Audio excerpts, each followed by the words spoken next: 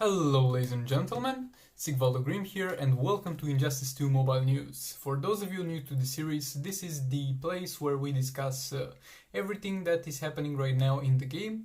We discuss the arena seasons, we discuss the challenge characters and if they are worth fighting for. We discuss the shop and the offers that are available over there, and basically we discuss everything and if it is worth your gems, your money or your time. If you're new to this series, in order to not miss future uploads, I really recommend that you subscribe in order to support the channel. Click that bell button so you don't miss any future uploads. Like this video if you like it, dislike it if you dislike it, comment down below for any questions that you might have, and let's get into it. The first thing that we're going to be talking about is going to be the arena character, and this season we will have Justice League Aquaman. And this is a character that you should definitely grind for, because he is a part of the Justice League and he will have a synergy with all the members. And since the Justice League teams are mostly based on basic attacks, his passive will be extremely useful because of the fact that he will give, at 5 stars, I think 100% chance to armor pierce for Justice League teammates on basic attacks and swipe attacks. That means they will have a 100% chance to bypass the enemy's armor with their basic attacks. And that is a very great passive, and he is a must-have in almost any Justice League team that you can make. And as a standalone character, he's pretty good, but in order to get him going, you kind of need to have Justice League The Flash and Justice League Cyborg. But on the long run, he's definitely a character that should be in your roster and should be maxed. In terms of his abilities, there's nothing special to note except for a power slow on his second special, though that is not going to be such a big deal. The big thing about him is going to be the passive and the synergy of the passive with the other Justice League characters. And also it is notable that with his super move he can revive one of the teammates, so if you play the Justice League team in raids, and you screw up and your damage dealer dies, you can just use his super move in order to revive him. So overall, a great character that you should definitely try getting. The next challenge that is going to be up for how much is left of it? For 1 day and 19 hours, going to be Cheetah. And this is most definitely a waste of your energy. This is a very bad character that is a very old character and has no use in the game basically, because of the fact that her passive is not going to do that much, her abilities are nothing special either, and her passive is going to give her armor piercing on basic attacks for a specific duration. But simply this is not how the game works. After you have used an ability, most of the times you will not be able to straight up use basic attack or swipe attacks, so because of this most of this duration will go to waste. And she's definitely not a character that is useful neither in Arena, Northern Champions Arena, and she's not useful in raids either. So it's most definitely a character that you do not need even as a new player. Just avoid her and don't waste your energy. And the other challenge that we are going to be taking a look at is going to be more on the bright side for some people, for others not really, because you need specific characters. This is going to be Batman Ninja Catwoman, and she's going to be a great character, but the downside is the fact that you will have to use League of Anarchy characters in order to farm her, and for the third difficulty you'll need 3 of them. On my secondary account I have just 1, and I can farm only the first difficulty, and most definitely farm every difficulty that you can, because she's one of the best damage dealers in the game and she is a great character to have. But you need to have the League of Anarchy to farm her, so hopefully you are able to. If you are not able to, then it's okay, you can just play the game without her. She is not very essential, but she's most definitely great to have. So if you can, definitely farm her. If you can't, well, that's life. Now getting into the store, there's the Black Manta legendary chest, and first of all, you know that I don't advise, especially for new players, that you go for legendary characters, because there is a very low chance to drop them. Keep in mind that you will unlock him only at 200 shards at 3 stars, so if you get 100 shards you will not unlock him. And at the same time, the gold hero shards over here are going to be most of the times bullshit, because where it says gold hero shards you should expect bullshit, because it's going to be like 20 something shards. So most of these drops from this chest will be pretty bad, and at the same time, if you want to unlock Black Manta, there are better chances to do so because of the fact that this chest is known to go on sale a lot of times. It has, I think, 2 times gone on sale since the beginning of the year, so there are definitely much better times to go for this chest if you really want to, and I don't really recommend you do it anyway. Next we have the Brainiac power-up chest. This is most definitely a chest that you should not go for, because Brainiac is going to have his challenge where you can farm him from, and his gears are going to drop with a lower chance than usual, but will drop from that challenge. So you have absolutely no reason to buy this chest, please avoid it.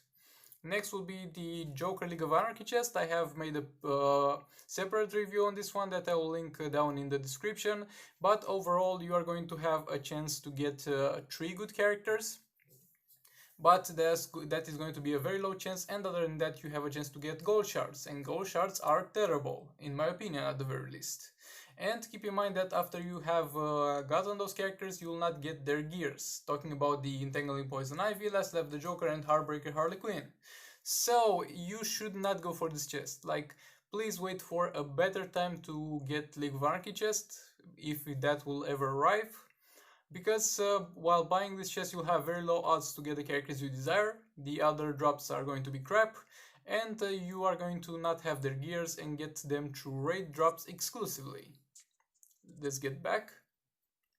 Next, I don't recommend the power-up chests. I don't find them to give good results. Definitely avoid the Cheetah premium chest, as we have established she's a terrible character, and spending gems to get her is the last thing you wanna do. But this is a very good premium chest for a new player, because for a new player that has started the game for Arena, Champions Arena and Clearing Campaign, the best character in the entire game that you can have as a new player is going to be Atlantean Armor Aquaman. So if you're a new player who's struggling with the Arena or clearing out the campaign, this is the best hero chest that you can actually spend your gems on, and you should definitely go for it. And if you don't get King of the Tents Aquaman, you have a chance to get another gold hero and a chance to get a silver hero, and for a new player even that can be useful, at least it's not gold shards. And in these special offers, this is the 3-star bundle for the Justice League Aquaman. Honestly, I don't think it is worth it, especially because of the fact that he's in the Arena season. At the end of the day, it's your money and you do whatever you want with it, but I would really recommend trying to get him from the Arena.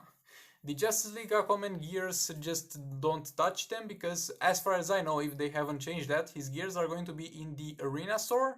Same for Justice League Batman gears, so you can get them from there, and the fact that you're going to get them straight to level 20 is not going to justify $10 in my opinion. So you should try to avoid those.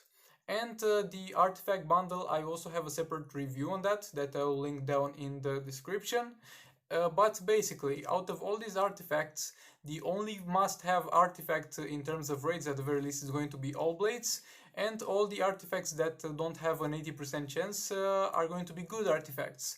And most of the artifacts with an 80% chance are going to be bad artifacts, maybe other than Might artifact.